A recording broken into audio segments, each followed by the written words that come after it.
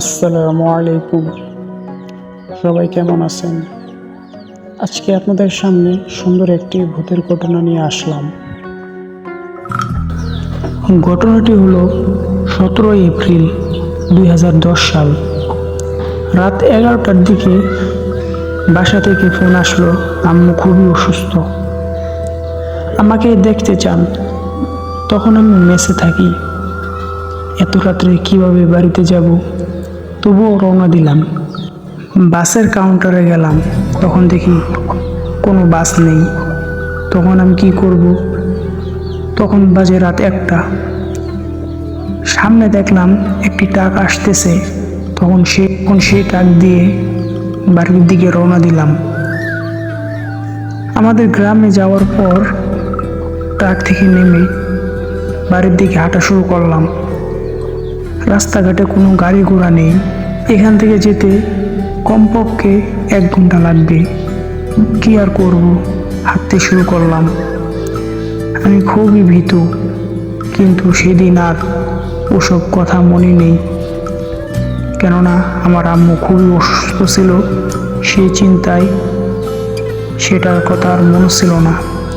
হঠাৎ আমার মনে হলো আমার পিছনে কে জানি আসতেছে, কিন্তু দেখার সাহস ছিল না। আমার ভয় লাগতে শুরু করলো।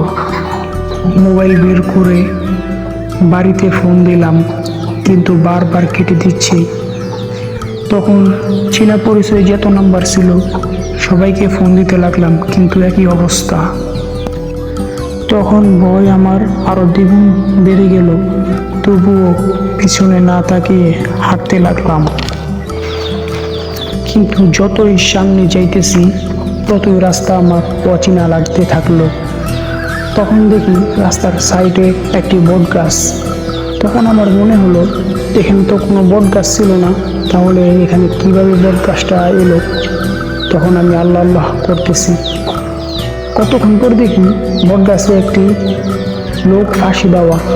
তখন আমি চিৎকার দিয়ে দৌড় দিতে লাগলাম। সামনে দেখি একটি মেয়ে দাঁড়িয়ে আছে। তখন আমি একটু সাহস পেলাম। কতক্ষণ পরে দেখি মেয়েটি উধাও হয়ে গেল। তখন আমি অজ্ঞান হয়ে গেলাম। আমার জ্ঞান আসার পর আমি সামনে তাকিয়ে দেখি 2জন লোক আমার দিকে তাকিয়ে আছে। তার পুরো শরীরে সাদা জুব্বা এবং মাথায় টুপি পরা। তখন আমগুলো আমাকে জিজ্ঞাসা করতেছে, তুমি এখানে কেন? তখন আমি সব কিছু খুলে বললাম। তখন আমি এখান থেকে চলে গেলাম। ভিডিওটি ভালো লাগলে একটা লাইক করে চ্যানেলটি সাবস্ক্রাইব করে পাশের বেল আইকনটি বাজিয়ে যান।